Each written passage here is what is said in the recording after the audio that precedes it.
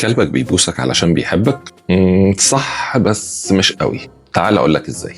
في كتابها Inside of a Dog بتشرح البروفيسور ألكسندرا هورويتز 3 أسباب تانيين للبوس غير الحب. أول سبب هو طلب الأكل. الأم لما بتروح تصطاد أو بتدور على الأكل وبترجع للجراوي، الجراوي على طول أول ما بيشوفوا الأم بيبوسوها ويلحسوا بقها علشان الأم تطلع لهم الأكل ويبدأوا ياكلوه. متخيل كم مرة كلبك باسك وانت فاكره بيحبك وهو اصلا كان عاوز ياكل؟ تاني سبب هو ان الكلاب بتستمتع بطعم الملح. يعني حضرتك لو راجع من بره عرقان، فالكلاب بتستمتع بطعم الملح اللي في عرقك، فبالتالي بيكون بوسهم ليك او لحسهم لوشك او لايدك مرتبط بطعم معين مش بمشاعر معينه. تالت سبب هو الاستعطاف او الاسترضاء.